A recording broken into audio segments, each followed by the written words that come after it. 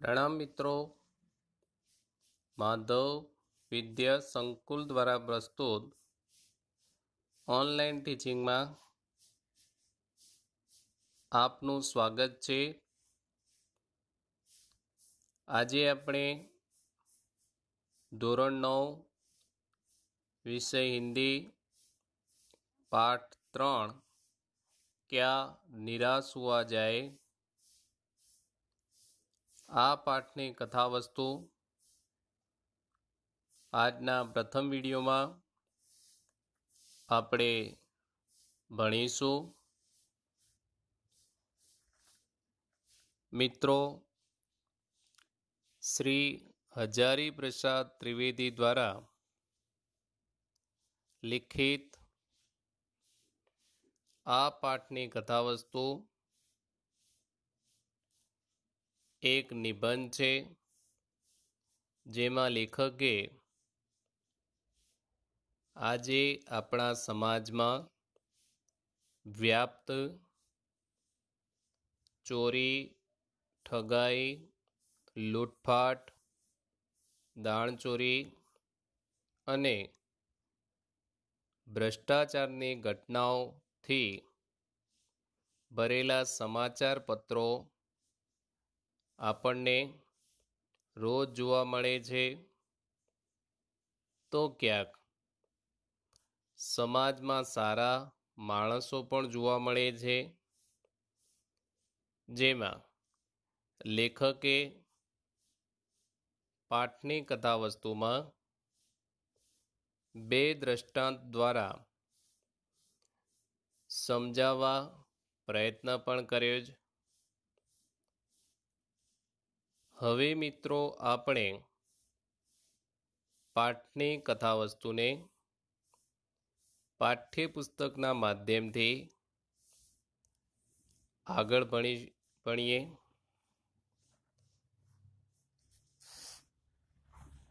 पाठ 3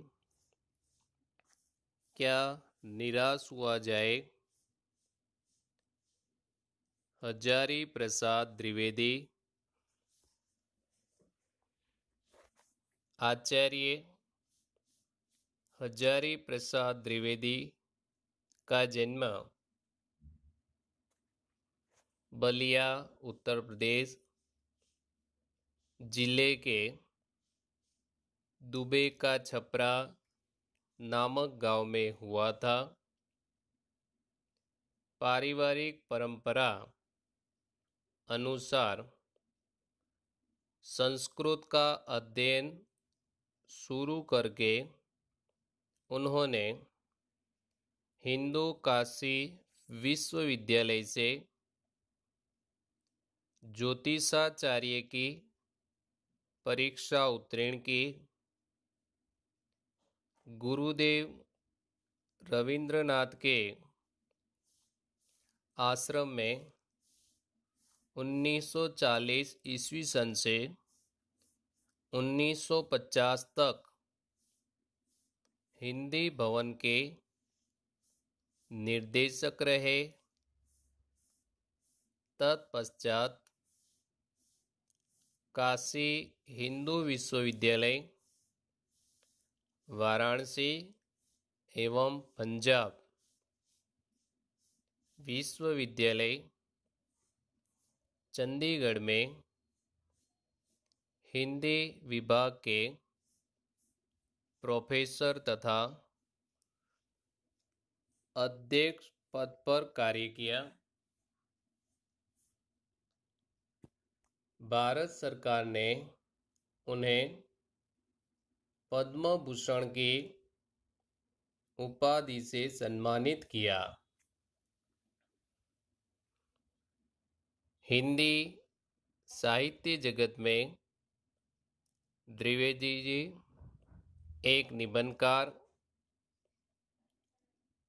उपन्यासकार, समालोचक तथा शोधकर्ता, इतिहासकार के रूप में प्रचलित है। अशोक के फूल, विचार प्रवाह, कूटज, कल्पलता आदि निबंध संग्रह, बाणभट्ट की आत्मकथा, पुनर्वाह, चारु चंद्रलेख, अनामदास का पौधा, उपन्यास तथा कबीर, सूरदास, हिंदी साहित्य का आदिकाल, साहित्य सहचर,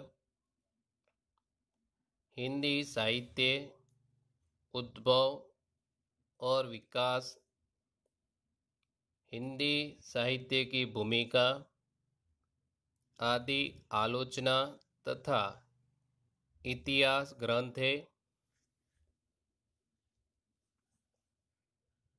प्रस्तुत निबंध में द्विवेदी जी ने यह समझाया है कि तत्कालीन भारतीय समाज में व्याप्त अनाचार केवल बाहरी स्तर पर है। वास्तव में आज भी लोगों में मानवीय मूल्यों के प्रति आस्था कायम है। अपने जीवन में घटित कुछ घटनाओं के द्वारा बताया है कि हमें निराश नहीं होना चाहिए, अपितु हमें जीवन के प्रति आस्थावान बने रहना चाहिए। आइए अब कथा तो समझते हैं। मेरा मन कभी कभी बैठ जाता है।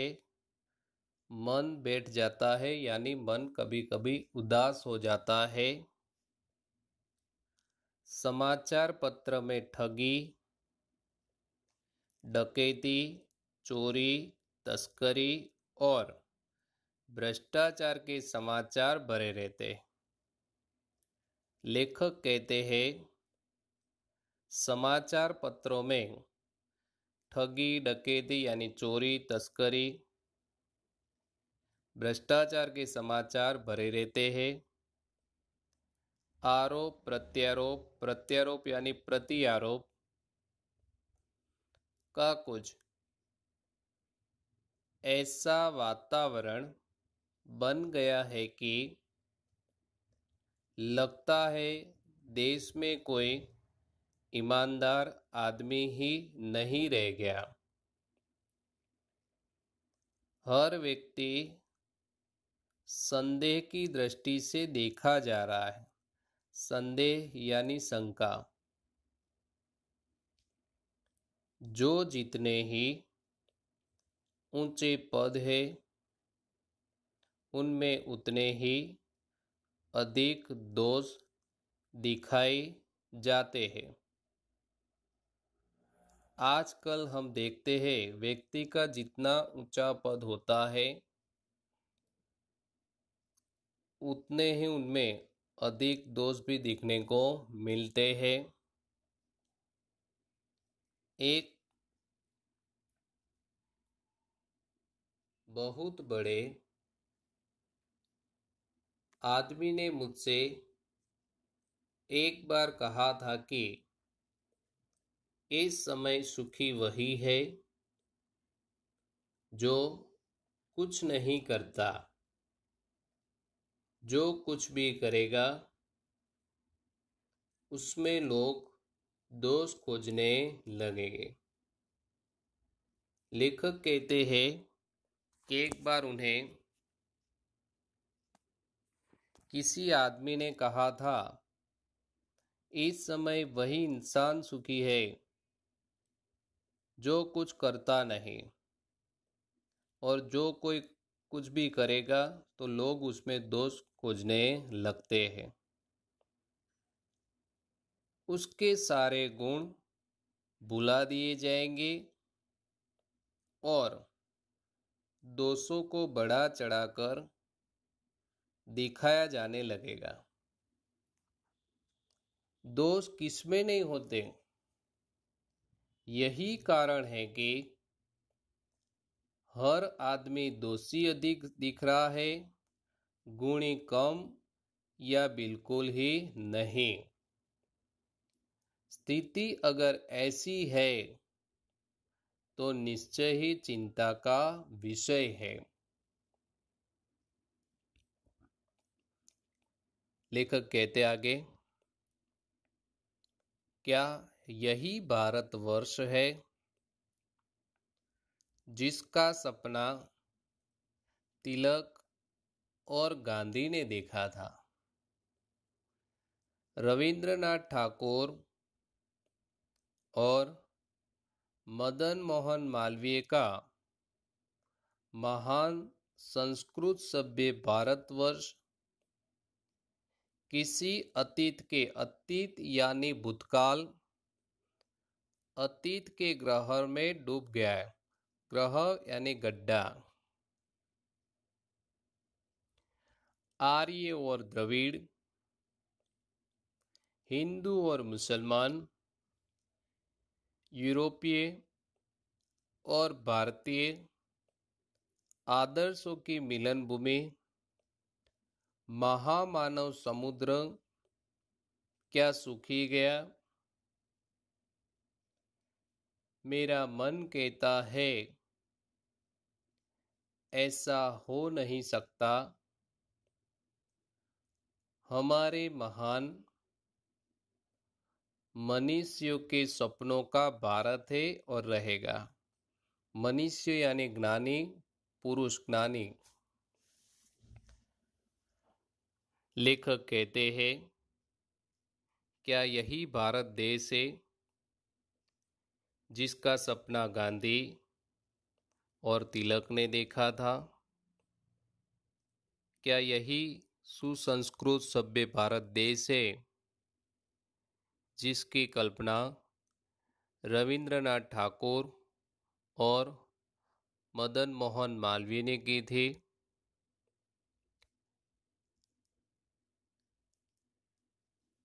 ये सही है कि इन दिनों कुछ ऐसा माहौल बना है कि ईमानदारी से मेहनत करके जीविका चलाने वाले निरीह और भोले भाले श्रमजीवी पीस रहे हैं। निरीह यानी निर्दोष और झूठ तथा फरेब, फरेब यानी धोखा, फरेब का रोजगार करने वाले फल फूल रहे हैं। ईमानदार को मूर्खता का पर्याय समझा जाने लगा है। सच्चाई केवल भीरू, भीरू यानी कायर और बेबस लोगों के ही हिस्से पड़ी है। ऐसी स्थिति में जीवन के महान मूल्यों के बारे में लोगों की आस्था ही हिलने लगी है। लेखक कहते हैं, इस समय ऐसा माहौल बना है जहां पर ईमानदारी और मेहनत से जीविका चलाने वाले निर्दोष भोले भाले श्रमजीवी पीस रहे हैं और झूठ तथा धोखे का रोजगार करने वाले लोग फल फूल रहे हैं। जो लोग ईमानदार हैं उन्हें मूर्ख माना जाता है। सच्चाई कायर और बेबस लोगों के हिस्से में पड़ी हुई है। ऐसी स्थिति में लोगों में जीवन के महान मूल्यों के प्रति आस्था ही नहीं रही, परंतु ऊपर ऊपर जो कुछ दिखाई दे रहा है वह बहुत ही हाल कि मनुष्य निर्मित नित्यों की त्रुटियों की देन है। सदा मनुष्य बुद्धि नई परिस्थितियों का सामना करने के लिए नए सामाजिक विधि निषेधों को बनाती है। निषेधों यानी कि काम न करना, उनके ठीक साबित न होने पर उन्हें बदलती है। लेखक कहते हैं, हाल हमें जो कुछ दिख रहा है वह सब मनुष्य निर्मित एक प्रकार की त्रुटियां है। सदा मनुष्य अपनी बुद्धि से नई परिस्थितियों का निर्माण करता है। नियम कानून सबके लिए बनाए जाते हैं, पर सबके लिए कभी कभी एक ही नियम सुखकर नहीं होते। लेखक कहते हैं, देश में सभी के लिए नियम कानून बनाए जाते हैं। कभी कभी ये नियम एक के लिए सुखदायी भी नहीं होते। सामाजिक फायदे कायदे कानून कभी युग युग से परीक्षित आदर्शों से भी टकराते हैं। इसमें ऊपरी सतह आलोड़ित यानी मथना भी होती है। पहले भी हुआ है, आगे भी होगा। उससे देखकर हताश हो जाना ठीक नहीं है। मित्रों, आज के इस पाठ की कथा वस्तु हम यहाँ तक पढ़ेंगे। आगे की कथा वस्तु भाग 2 में पढ़ेंगे। प्रणाम अस्तु।